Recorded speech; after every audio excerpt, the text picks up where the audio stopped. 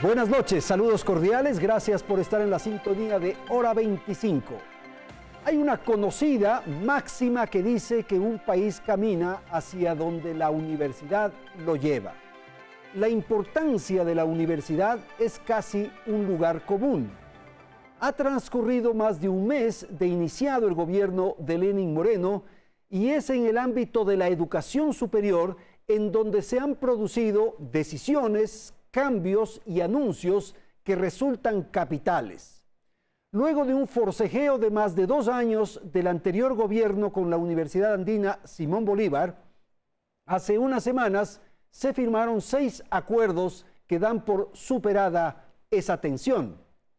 En el marco de las imputaciones que daban cuenta de un sobredimensionamiento conceptual y salarial en la Universidad Yachay, se produjo la semana anterior un recorte y la separación de un contingente de profesores y decanos. Sobre este tema, el expresidente Correa ha expresado su cuestionamiento a las desvinculaciones. Un ahorro de $130,000 al año puede significar perder $10 millones en donaciones por parte de Japón, fue lo que dijo el expresidente. Alrededor de un caso puntual se plantean, por ejemplo, 7 reformas a la Ley de Educación Superior. Se anuncia que en el segundo semestre del 2017 serán 290,000 jóvenes que podrán optar por un cupo en la universidad de nuestro país. Para hablar de estos temas nos acompañan aquí en el estudio de Teleamazonas los siguientes invitados. Agradezco la presencia del doctor Augusto Barrera. Él es el secretario nacional de CENESID. Nos acompaña también el doctor Carlos Larreategui. Él es el rector de la Universidad de las Américas.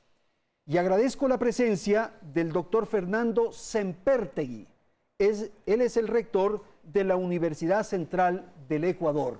Gracias entonces a nuestros panelistas. Martina, buenas noches. Muy buenas noches, Andrés, bienvenidos todos. El nuevo secretario de Educación Superior se estrena proponiendo reformas a la Ley de Educación Superior que impuso cambios radicales en la última década con el gobierno de Alianza País. Estos cambios fueron varios y afectaron universidades que critican porque consideran que han coartado su autonomía financiera y controlado los contenidos que imparten en sus aulas.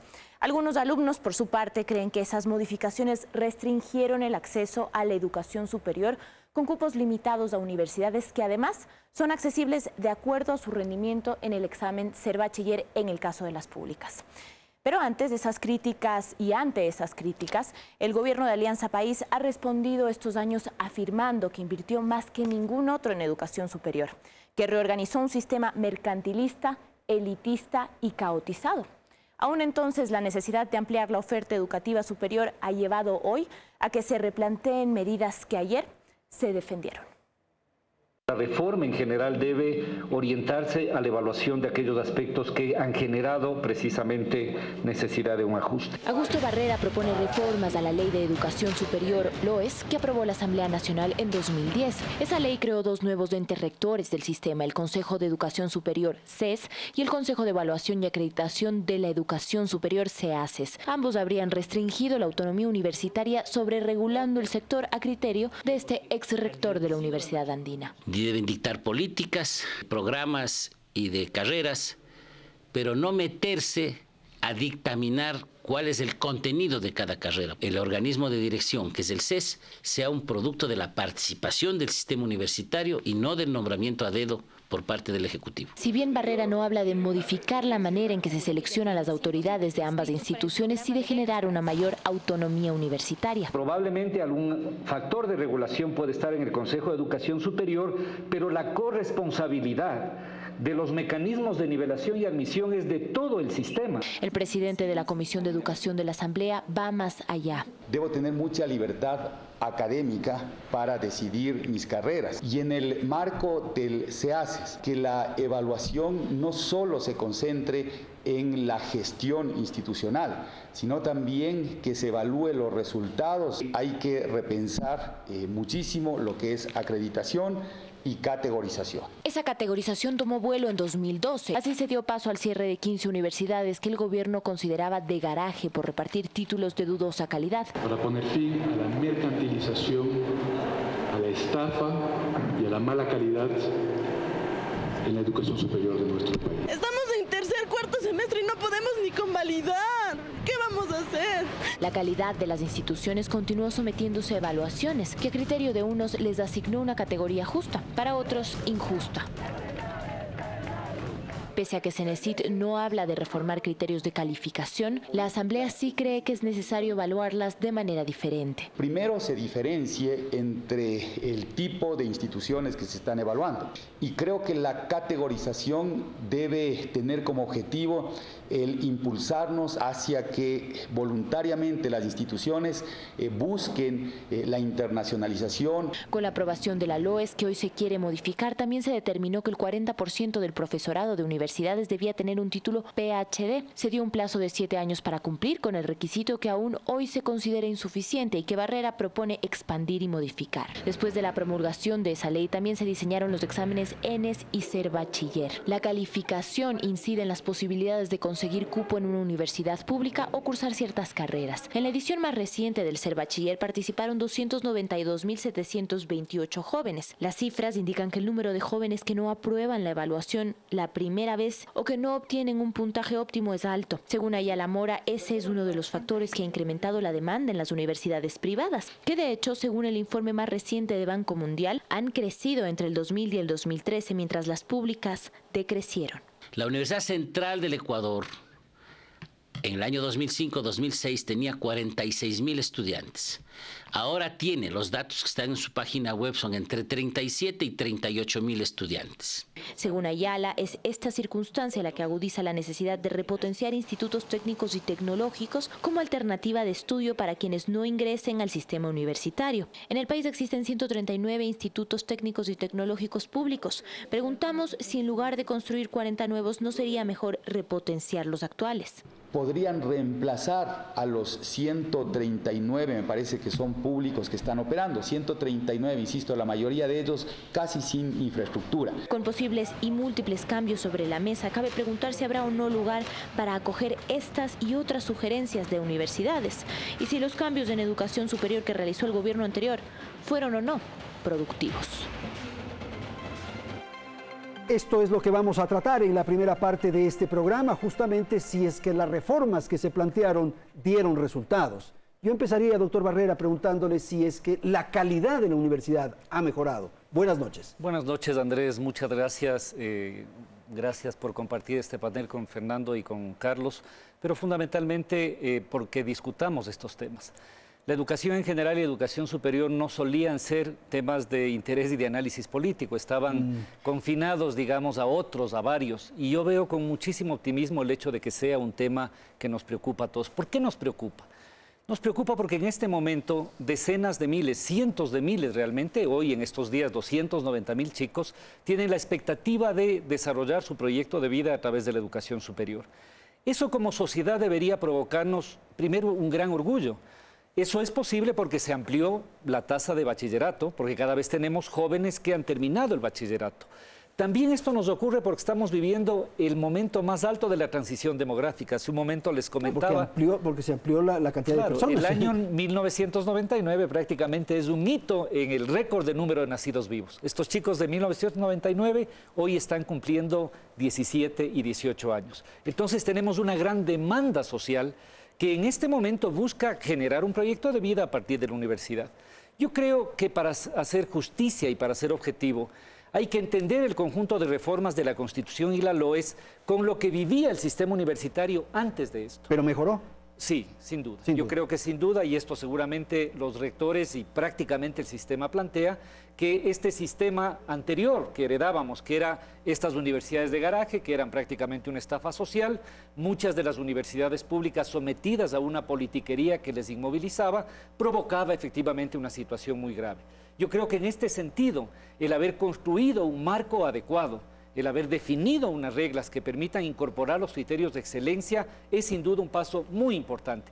Pero a ese criterio, y con esto termino, Creo que hay que enfrentar este nuevo momento. Y yo creo que este nuevo momento tiene dos grandes características. Déjelo ahí, doctor. Inclusión y diálogo. Porque eso es lo que tenemos que tratar. Doctor Semperti, ¿ha mejorado la universidad? La Universidad Central del Ecuador ha mejorado significativamente. Usted responde por la Universidad Central del Ecuador. Por supuesto, es la que yo dirijo. Claro. Los estándares académicos y científicos son sin duda muy superiores a los de hace 7, 10 años. Por ejemplo, ahora hacemos más investigación científica de alta calidad, investigación pertinente a nuestros problemas sociales, porque de eso se trata. Tiene que ser una investigación que se conjugue con las expectativas del desarrollo social. Tenemos más académicos de más alta calificación. En este momento tenemos 400 profesores titulares en programas doctorales para obtener su grado de PhD con becas de la Universidad Central del Ecuador. Nuestra oferta de carreras es de 65 en todos los campos del conocimiento y hemos introducido de manera sistemática procesos de autoevaluación. Al margen del CEACES hemos construido nuestra propia estructura de seguimiento de la calidad de la oferta de carreras de tercero y cuarto nivel. Somos la universidad de posgrado más grande del Ecuador, con 121 programas de posgrado y casi 4.000 profesionales en nuestros programas de posgrado. Ahora, doctor, cuando se debatían estas reformas y estos cambios de la universidad en general del país, se decía que lo que se pretende desde el oficialismo era crear la universidad única, uniformar la universidad.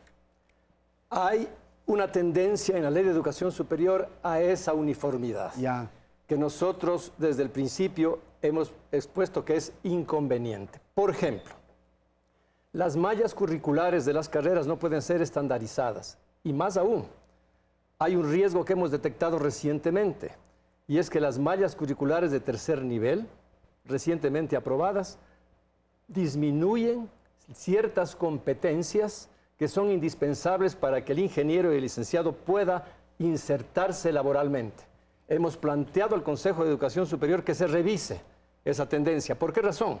Porque si bien es cierto que todas las carreras deben tener un mínimo estándar, también es verdad que, de acuerdo con el potencial de cada universidad, hay que elevarse por encima de ese estándar y ofrecer carreras de alta calidad. Ok, doctor Larrea, y eso lo que han conversado sus compañeros de panel, incorporando un elemento, el tema de la autonomía.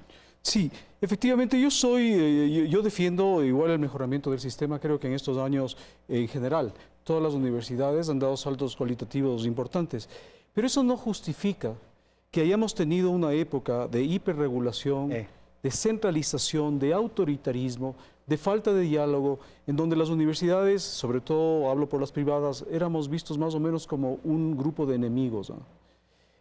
Yo fui recibido por el CENESID muy gentilmente hace 2 semanas y era la primera vez que entraba al CENESID en 7 años. ¿No? Y obviamente las cosas están cambiando y están cambiando para bien y hay un ambiente muy positivo y muy esperanzador y optimista en el medio universitario. Pero creo que hay que analizar todas estas cosas que han pasado para justamente corregir los problemas del modelo. Usted lo ha dicho, Andrés, la ley establece un modelo único de gobierno, por ejemplo, que es absurdo. En el caso de las universidades privadas, no tiene sentido que se instaure un modelo parecido al de las públicas con elecciones abiertas, universales, politizadas, porque finalmente lo que sucede con un modelo de gobierno de esa naturaleza termina conspirando contra la identidad y contra la misión de una universidad privada, que por eso se distingue de la universidad pública. Entonces, instaurar un modelo de gobierno como el que tenemos ahora es prácticamente condenar a la desaparición de las universidades privadas en el largo plazo. En ningún país del mundo existe algo así. Otra de las cosas es la categorización y el modelo académico. Perdón, Carlos, este gobierno es similar en las públicas y en las privadas. Por supuesto. Y eso no es adecuado, dice usted. Hay porcentajes que de alguna manera se pueden modificar, pero el modelo es el mismo para todas. Ya. Y el modelo académico que utiliza el CEACES para su acreditación y categorización también es el mismo, es único.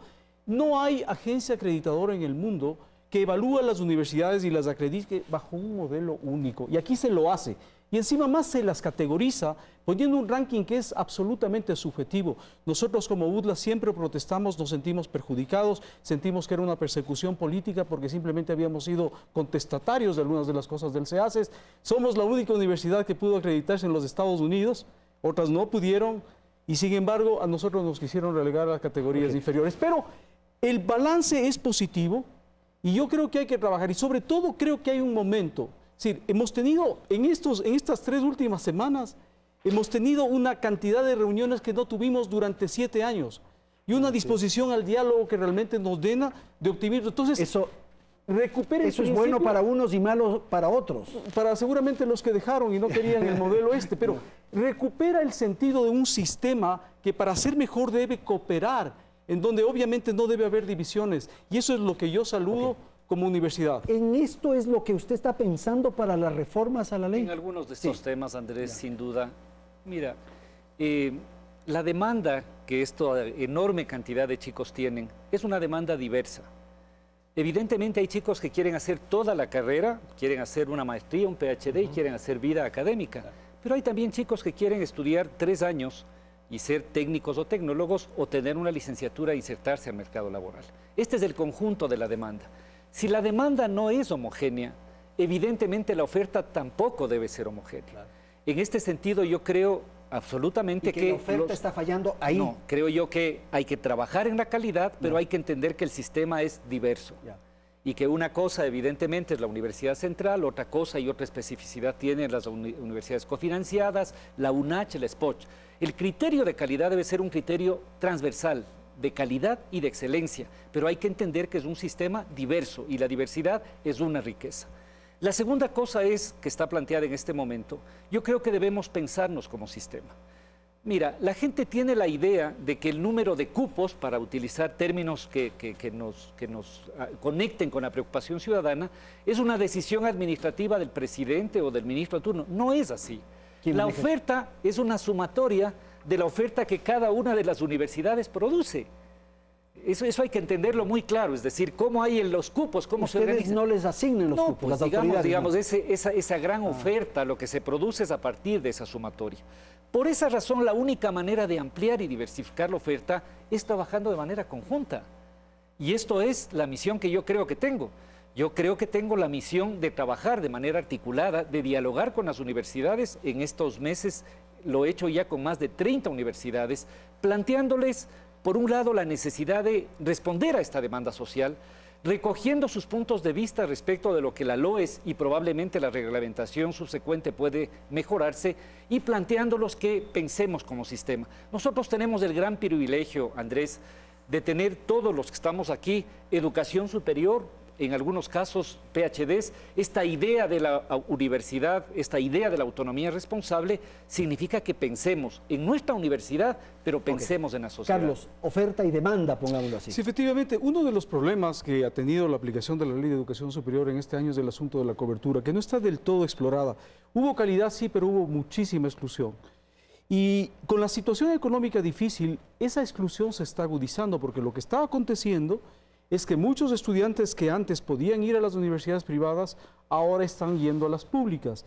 Y generalmente tienen una instrucción media mejor, lo que les posiciona de forma ventajosa en los exámenes de admisión a las públicas frente a otros estudiantes. Entonces, el resultado es que las clases más vulnerables, las clases más pobres, están siendo excluidas. Con lo que realmente el tema de la justificación de que el sistema era elitista, que sí era elitista antes, continúa siendo de alguna manera elitista. Y entonces este movimiento está provocando, digamos, una gran exclusión, y a eso sumen el problema que ha señalado Augusto de las carreras técnicas y tecnológicas. En el caso de la UDLA, por ejemplo, pongo simplemente a manera de ejemplo, nos obligó en la regulación y la hiperregulación a cerrar los programas técnicos y tecnológicos, que tenían una altísima tasa de empleabilidad. Que había atendido esta exigencia que plantea. Efectivamente, que tenían un impacto económico tan positivo en las familias, en los propios empleados. Y sin embargo, la hiperregulación y esta idea de que todas las universidades deberían ser universidades de investigación, tipo Harvard, tipo Yale, obviamente distorsionó todo el sistema y las necesidades de este país. Entonces, hay que reconectar, no con estos sueños, ¿no es cierto? Y estas, yo diría, hasta megalomanías, hay que reconectar la universidad a las necesidades del Ecuador. Ok, doctor Seperti, y con usted terminamos este bloque. En la última inscripción de bachilleres, la Universidad Central del Ecuador registró 210.000 inscripciones. Solicitudes, digamos, de ingreso. Que representan más o menos la expectativa de 70.000 bachilleres, lo cual es casi el 40% de la demanda nacional. Eso implica que ahora hay una alta confianza en nuestra universidad, pero la capacidad de absorción es obviamente limitada. En realidad tenemos 44.000 estudiantes 38.000 regulares y los 6.000 jóvenes que están en los programas de nivelación. Ya. Ahora, ¿por qué la Universidad Central no ha crecido demográficamente? Por una razón. Tuvimos un impacto casi demoledor hace 3 años con la jubilación masiva de profesores. Perdimos 800 profesores que cumplieron 70 años de edad. Hubo carreras que quedaron en situación tan crítica que más fácil habría sido cerrarlas, sobre todo en el campo de las ingenierías. Hemos convalecido de manera sostenida. Hemos incorporado vía concurso 770 profesores nuevos, todos con grados de maestría. Cuando me hice cargo del rectorado, el 40% del profesorado no tenía grado de 4º nivel en la central. Ahora el 95% del profesorado tiene grado de 4º nivel. De manera que estamos ampliando ahora la oferta para incorporar más bachilleres. Pero la estamos ampliando en áreas críticas para el desarrollo social, que son las ingenierías y las áreas tecnológicas. Lamentablemente, la demanda de los jóvenes bachilleres por estas carreras no es muy alta como desearíamos. Aquí se necesita un giro, un cambio de perspectiva cultural para que haya opciones en estas direcciones. Señores, tengo que ir a una pausa. Vamos a ir a la publicidad, retornamos en un instante aquí en Hora 25.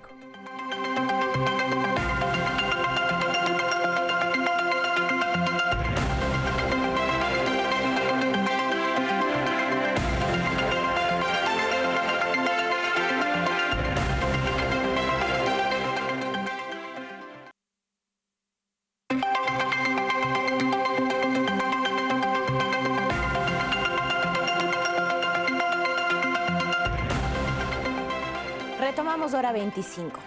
20.000 millones se preveía destinar para el sueño de la matriz del conocimiento en Ecuador, el proyecto Yachay.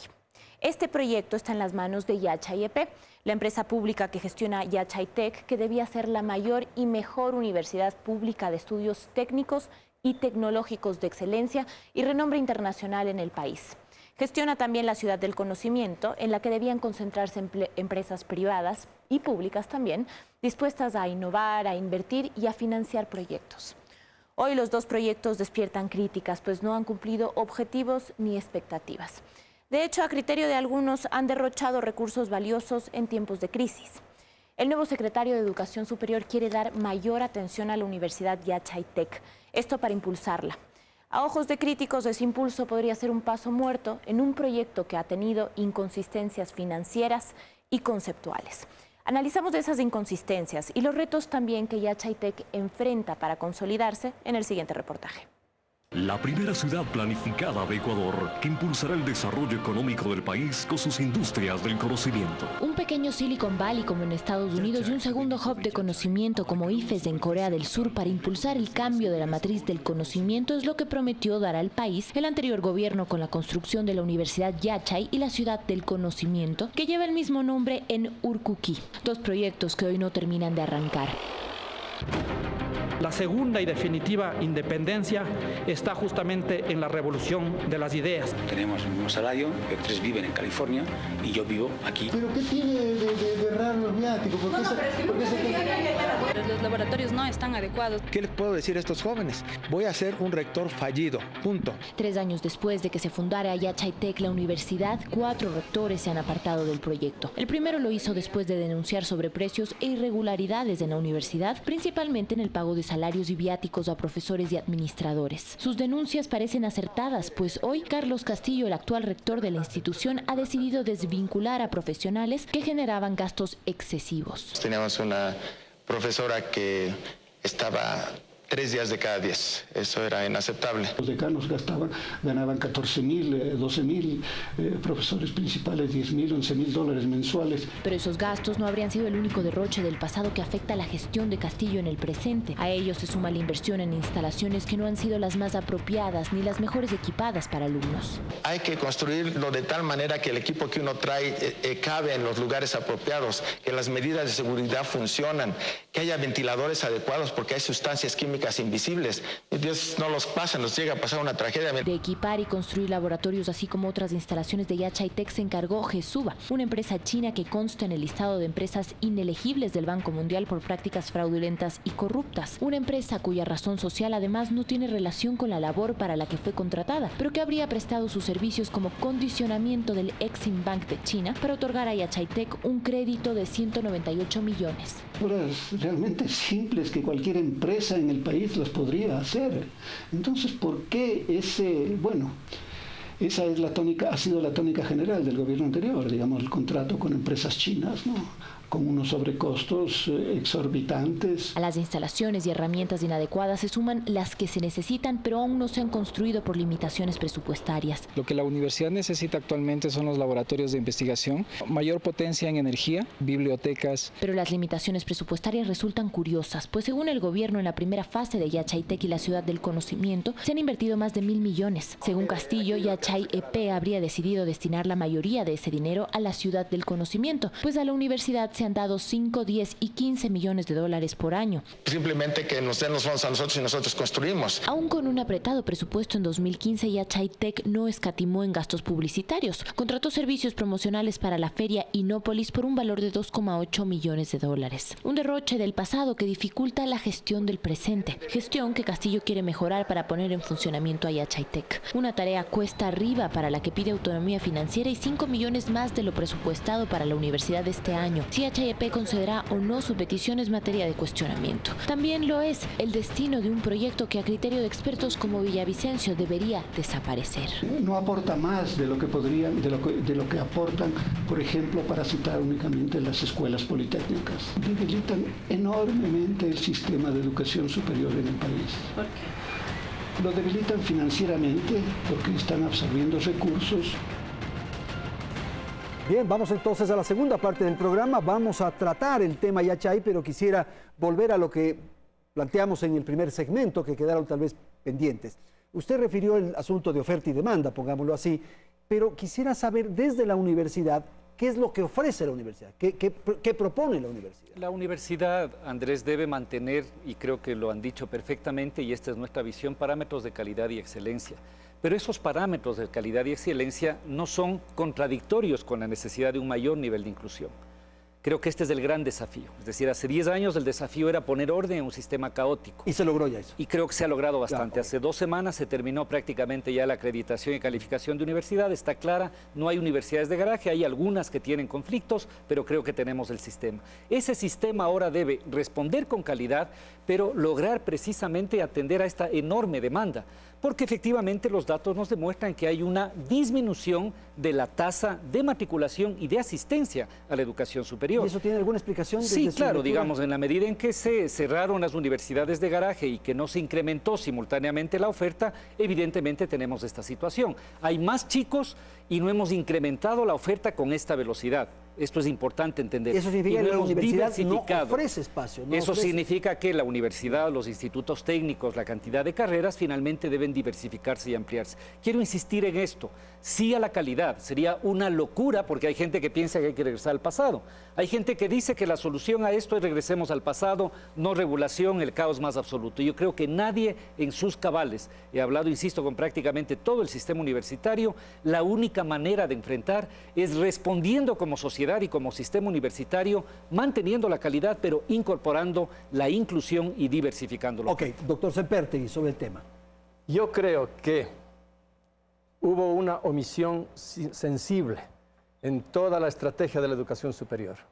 Esa omisión se refiere precisamente a la expectativa de los jóvenes de la nueva generación que demandan oportunidades de educación superior. No se tomó en cuenta la situación de los exactamente, chicos. los hechos fueron por delante de las normas que estaban concentradas en la selección, en el mejoramiento de ciertos estándares académicos y científicos, lo cual es loable, pero no hubo una política sistemática. De manera que, ¿cuál es la consecuencia? En este momento, el represamiento de miles de jóvenes bachilleres que se quedaron sin oportunidad y se añade un nuevo contingente, una nueva generación.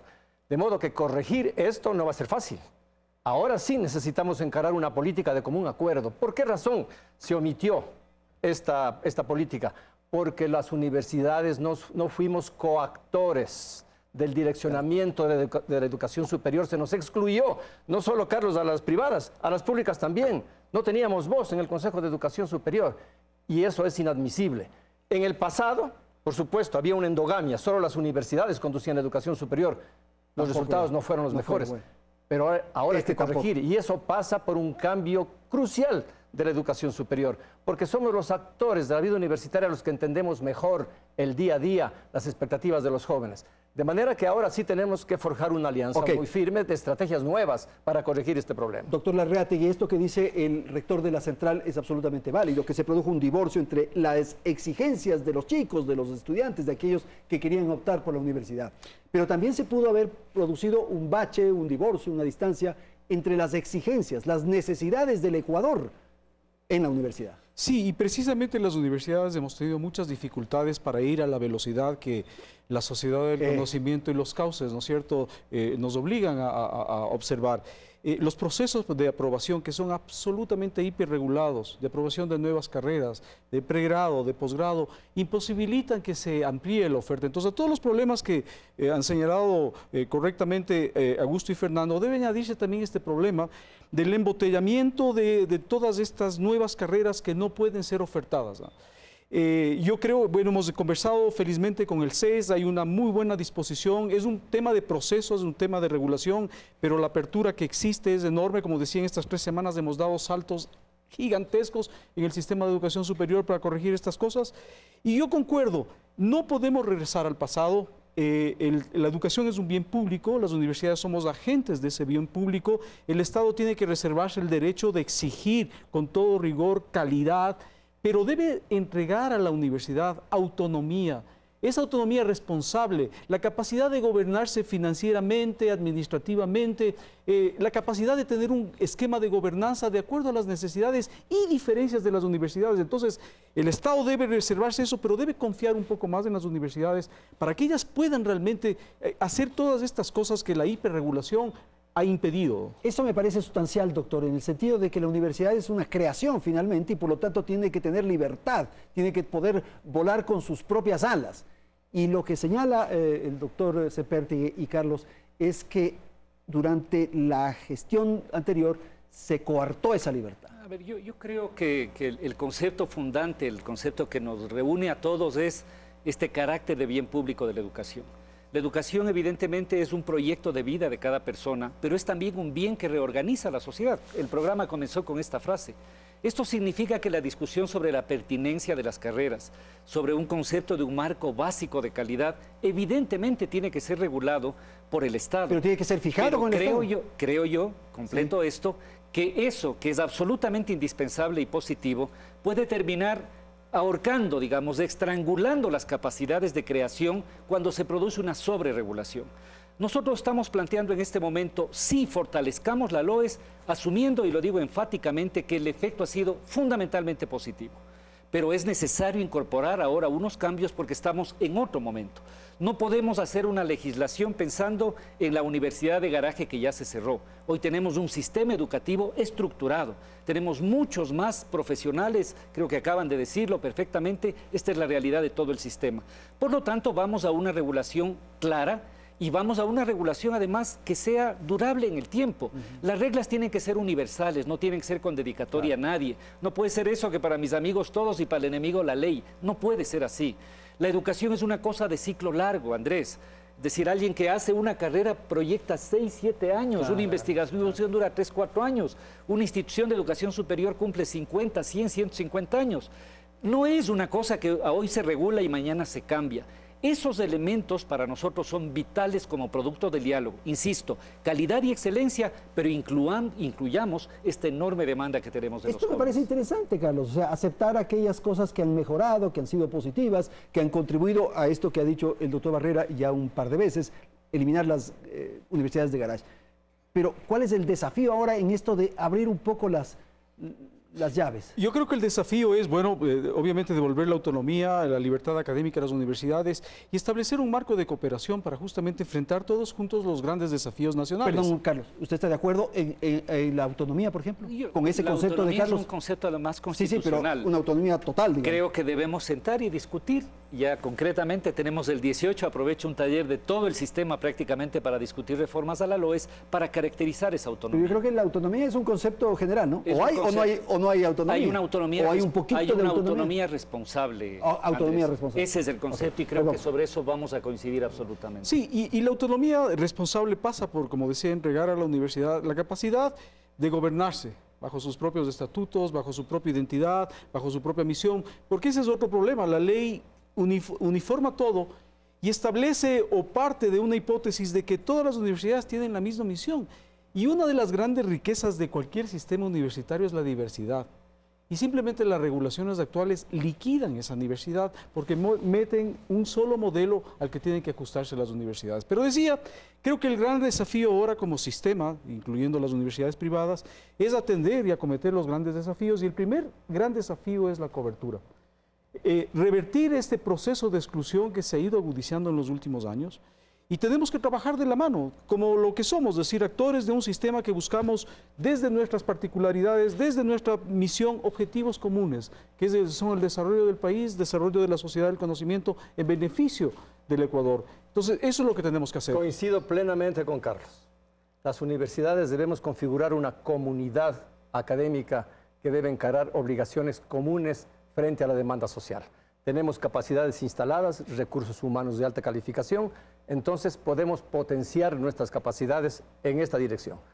Cuando hablamos de autonomía universitaria, y este es un punto absolutamente crucial, en la Universidad Central, el mensaje que tenemos es que la autonomía es un deber que nos imponemos los universitarios para ofrecer carreras de alta calidad a fin de que la sociedad disponga de profesionales solventes y capaces. Y segundo, la obligación que tenemos de conocer sistemáticamente nuestros problemas para enriquecer la formación profesional. Si no lo hacemos así, la autonomía es un mero enunciado. Claro. Si lo que impartimos en las aulas solo es conocimiento tributario de las investigaciones que vienen de otras realidades, estamos perdidos. Yo siempre repito un ejemplo que viene de mi ángulo de la medicina. Quito es la ciudad que tiene la más alta tasa de cáncer gástrico en América. Y Japón, la más alta tasa de cáncer gástrico en Asia. ¿Y qué leen nuestros estudiantes de medicina en los libros? Que el cáncer gástrico se debe al consumo de pescado ahumado. Pero aquí no consumimos pescado ahumado. ¿Cuál es el deber que nos impone la autonomía? Entender por qué tenemos este problema acá, nuestra realidad, a fin de que nuestros médicos sepan cómo manejar el asunto. Eso es autonomía, el ejercicio de una investigación libre para atacar nuestros problemas. Y aquí tengo un cuestionamiento, justamente la Ley de Educación Superior, que limita a las universidades a subordinarse estrictamente al Plan Nacional de Desarrollo acuñado por el gobierno. Si bien todo gobierno debe tener un Plan Nacional de Desarrollo, no es menos cierto que las universidades no pueden subordinarse estrictamente, porque entonces, ¿dónde queda su capacidad de creación y de retroalimentación del mismo Plan Nacional de Desarrollo? Muy claro, o sea, el gobierno va por este sendero y la universidad va por este otro sendero. Eso sería inadecuado, porque entonces estaríamos perdidos. Tiene que haber la necesaria concatenación, pero no una estricta subordinación, porque el mismo Plan Nacional de Desarrollo necesita enriquecerse con el aporte de las universidades. Tiene razón, tampoco es que todos tienen que ir en fila marchando al mismo compás. Mira, Andrés, yo creo que estos temas son absolutamente importantes. Y son apasionantes, son apasionantes, uno se pone a pensar claro, mucho, es verdad. Y ahí están realmente los temas de fondo. Que un gobierno, este o cualquiera, este gobierno del presidente Moreno que ha planteado el diálogo como método, como estrategia y como forma de construir, evidentemente tiene la concepción, como muchos, que el plan de desarrollo no es del gobierno, pues es del país, es del Estado. Y de lo que se trata es que precisamente en ese plan de gobierno se fijen las prioridades. Hay muchas, digamos, la modificación, el cambio de la matriz productiva. Nos obliga a que replanteemos cosas de la A a la Z. Necesitamos mejorar la educación inicial, pero por supuesto, porque en las universidades lo que tenemos es ya la expresión de una serie de deficiencias, incluso de orden nutricional, de todo el ciclo de vida, de orden formativo. Estuve en esta semana en la UNAI. También hay que lograr buenos profesionales también, acá arriba, para que sean los profesores de esos niños de acá abajo. Y entonces ahí es clave, por ejemplo, la UNAI y el proyecto pedagógico como una tarea emblemática. Tenemos cerca de 30.000 profesores que tienen nivel bachiller y que necesitan mejorar su capacidad en matemáticas y lectoescritura. Pero al otro lado, digamos, al otro extremo, necesitamos este concepto con el cual comparto plenamente. Necesitamos investigación de punta, necesitamos excelencia, necesitamos esos elementos que sean capaces de, en el nivel de vanguardia, llevar más adelante los conocimientos de nanotecnología, de biotecnología, los conocimientos médicos. Eso no es contradictorio. Fíjate, hemos visto en el sistema, desde esta investigación de vanguardia y de excelencia hasta la necesidad de inclusión técnica y tecnológica. Todo eso es un sistema. Y esa es la idea, que operemos como sistema. Ok, señores, vamos a ir a la publicidad. Retornamos y Yachay, por favor. Sí, bueno, claro. Yachay, en un instante retornamos.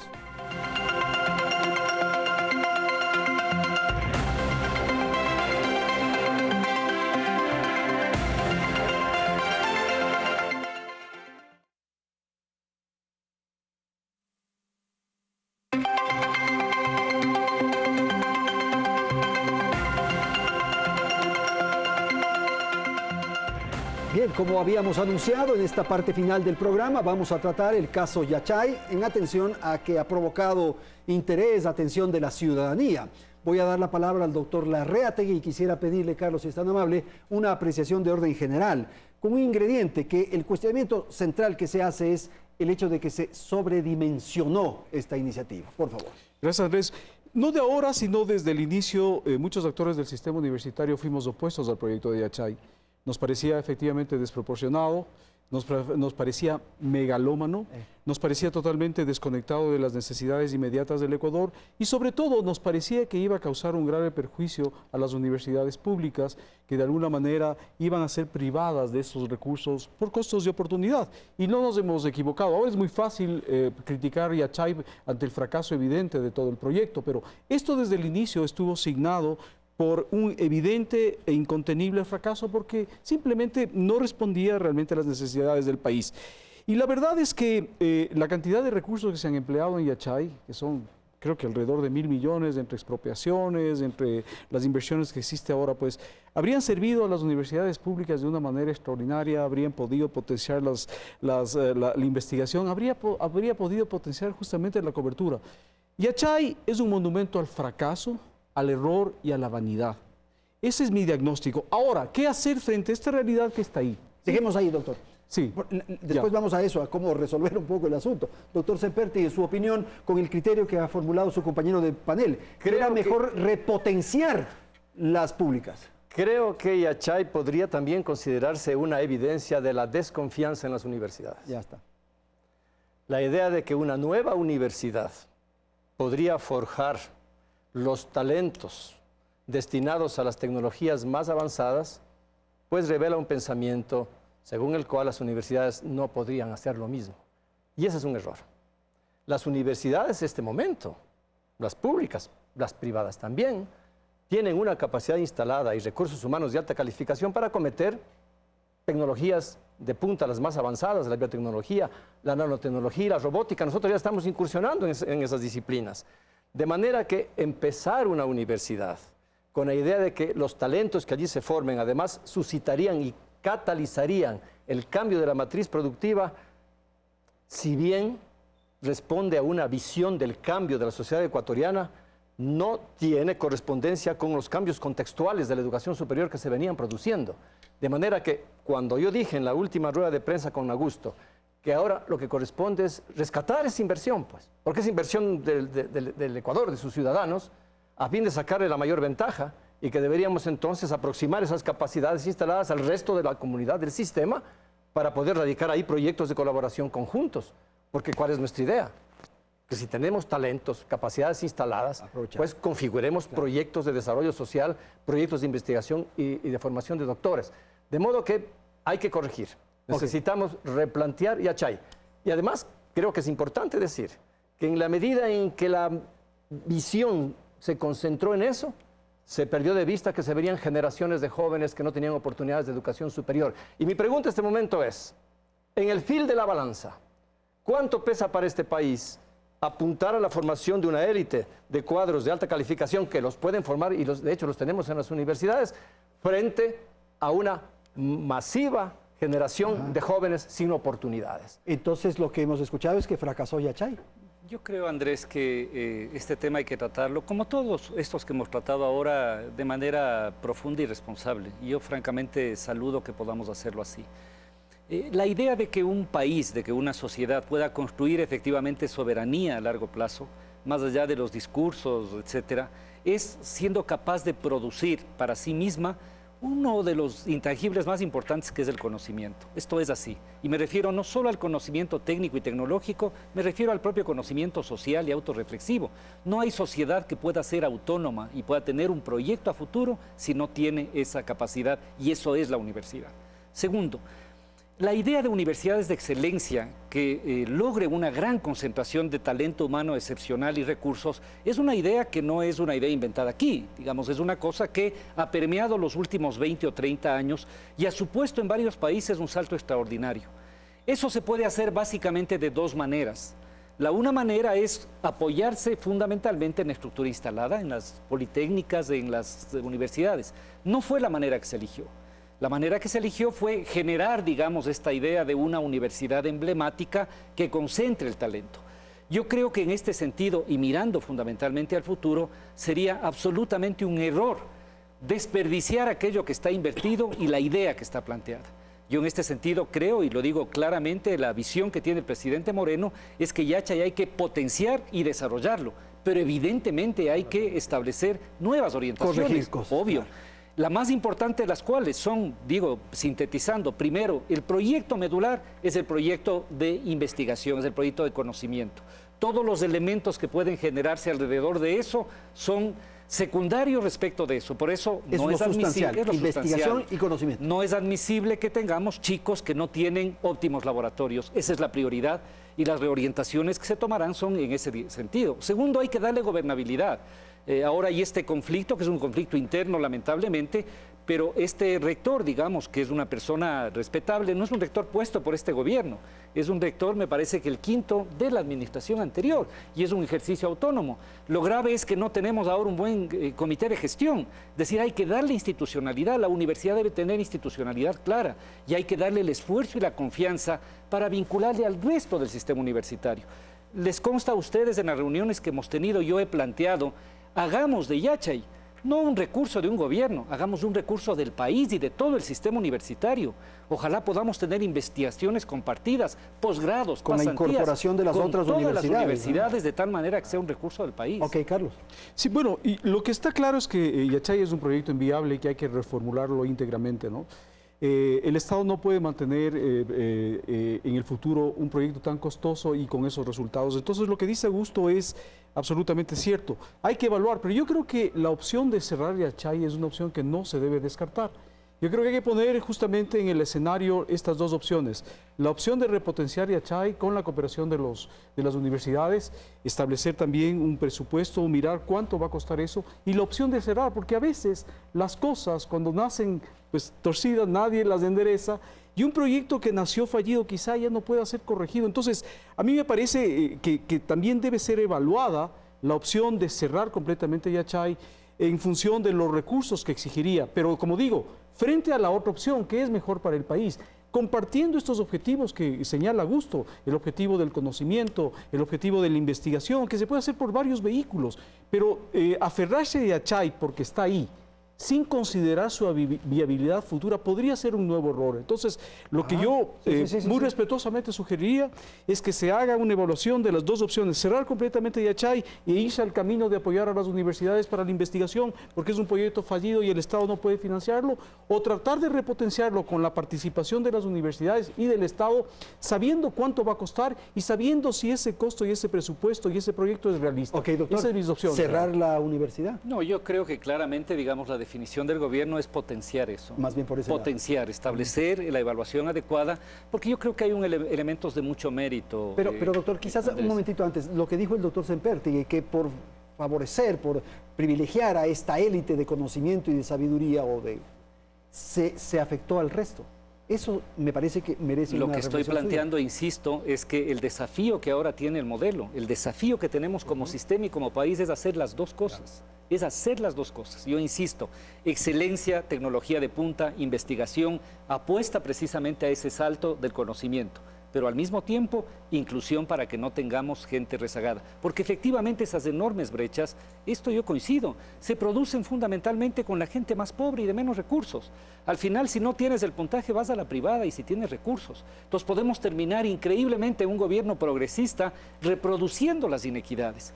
El gran desafío que tenemos como sociedad, y creo que en esto el presidente Moreno es absolutamente claro, trabajemos con la vanguardia, vamos a la punta, ese es el futuro de la humanidad. Está bien eso, pero al mismo tiempo sin desatenderlo de acá. De incluir a quienes no están. Porque la propuesta de cerrar la universidad, ¿usted la comparte o no? Tiene que ponderarse. El costo-beneficio. Hay una inversión significativa. Sí, pues ya se hizo una inversión. Hay instalaciones. Por lo tanto, ¿por qué no incluirlas en el sistema de investigación de las universidades del Ecuador? A fin de que podamos realmente levantar conjuntamente proyectos de alto calado y de impacto social. ¿Cuál es el problema actual? La soledad de ese proyecto. Un proyecto inicial. Sí, pues. Se pretende que profesores que tienen trayectoria internacional en los Estados Unidos y Europa vengan acá. En el mejor de los casos, porque dan también desde allá con Skype y esas cosas. Exacto. Que impartan docencia a jóvenes bachilleres. Generalmente los científicos de alta trayectoria internacional lo que buscan es sus pares. Claro. Es decir, profesionales de alta calificación con quienes hacer proyectos conjuntos. ¿Y dónde están esos pares en este momento? Están en las universidades, están en las politécnicas. Pues entonces, si queremos convocar participación de expertos internacionales para construir proyectos conjuntos, la Universidad Ecuatoriana ya es el escenario apropiado para esto. Y para mí hay que rescatar la inversión que ha significado Yachay, esa extensión maravillosa de tierra que debe recuperarse para los fines de la formación de biotecnología agrícola moderna, diversificación de la oferta de alimentos en este país, crear modelos de cultivo que puedan ser multiplicados en las pequeñas empresas agrícolas. Mucho se puede hacer siempre que las universidades sean copartícipes de proyectos conjuntos insertos en ese escenario. Estamos por terminar el programa, quiero dar una última ronda de intervención a ustedes y tal vez un elemento final que nos pueda dar una idea de cuál es el desafío que tenemos a partir de estas observaciones, críticas, cuestionamientos que han surgido en el programa. ¿Cuál es el reto de la universidad a partir de este momento? No sé si empezamos con el doctor Sempertegui otra vez. A ver. El reto de la universidad, y en este caso de la universidad pública, es mantener la alta calidad de su oferta profesional. Es comprometerse con investigación que tenga resonancia e impacto social. Es decir, como reitero yo en mi universidad, ¿cuál es la presencia pública que hoy debe tener una universidad pública? Las evidencias de su ciencia. Si una universidad quiere influir decisivamente en la definición de políticas públicas, tiene que ver con el lenguaje de sus investigaciones científicas y de sus desarrollos culturales. En eso está empeñada la central. Creo que en eso está empeñado el sistema público de la educación superior y en general el sistema de la educación superior. Y hay que asegurar esos estándares de calidad y la universidad está comprometida, en este caso con la CENACYT, en la búsqueda de estrategias para corregir la exclusión de miles de jóvenes bachilleres, sobre todo de los jóvenes bachilleres de las comunidades y de las poblaciones indígenas del Ecuador. Hay una publicación del CENACYT que muestra que ellos son los que más se han quedado fuera de la educación superior. Hay que corregir esa inequidad. Muchísimas gracias. Por favor, Carlos, un minuto. Suscribo enteramente lo dicho por Fernando y a eso añadiría un par de elementos. El primero, sanar las fracturas y fisuras que hay en el sistema. Esta relación tensa entre Estado y universidades y sobre todo Estado y universidades privadas, pero creo que con las públicas es parecido. Recuperar el sentido de que todos somos parte de un sistema y que estamos obligados a cooperar y que podemos hacerlo desde diferentes ángulos. Recuperar la autonomía y la libertad académica que pasa por, como decía, por estructuras de gobierno diversas, estructuras también académicas y modelos educativos diversos y realmente presentar al país una oferta, ¿no es cierto?, que sea variada, que sea distinta, permitir a las universidades igualmente que puedan crecer en su oferta educativa con la creación de nuevos programas y no represarlos con hiperregulación y en general yo creo flexibilizar el sistema. Creo que estamos en condiciones, decía, estamos en un momento diferente, estamos en un momento único, siento que aquí hay tierra fértil realmente para lograr todos estos objetivos y yo saludo un momento que va a marcar un hito en el desarrollo de la Universidad Ecuatoriana. Doctor, lo más cortito, ayúdeme. Sí, mira, lo más cortito y lo más simple, ¿no? Hay pocas cosas en la vida de una familia que concita acuerdos, y es la educación de los hijos. Es decir, ahí uno puede tener miles de discrepancias, pero sabe que ahí está el tesoro del futuro, ahí está. Yo lo que pido y le planteo al país que esta sea la forma en que reflexionemos el tema de la educación superior. No tengo ninguna duda que podemos tener muchas discrepancias, pero estoy convencido que lo que hemos avanzado nos obliga a tener un gran acuerdo nacional por la educación superior. Esta es la orientación, el planteamiento del presidente Moreno, y creo que esto es posible hacerlo ahora, porque tenemos actores definidos sobre los cuales podemos trabajar en mantener y avanzar en la calidad y en la excelencia. Creo que eso no hay vuelta al pasado. Casi es el estado de ánimo que ha cambiado. En segundo lugar, hay que trabajar fuertemente por la inclusión, Andrés. Necesitamos darles oferta de vida. A veces se cuenta la historia de éxito, ¿no? Del PhD, etcétera. Yo digo, la otra historia es la del chico que mañana sabe que no le fue bien en el examen y es un fracasado en su casa a los 18 años. También hay que pensar en ese chico. No hay que pensar que competimos y canibalizamos las públicas con las privadas. Articulemos un modelo sistémico. Ese es el desafío que tenemos. Es un desafío maravilloso, porque nunca antes tendremos tantos jóvenes ni nunca después. Ese bono demográfico será nuestra riqueza o nuestro gran talón de Aquiles en el futuro. Muchísimas gracias a nuestros panelistas. Han estado aquí Augusto Barrera, Fernando Sempertegui, Carlos Larreategui. Felicidades, Ecuador. Hasta la próxima semana.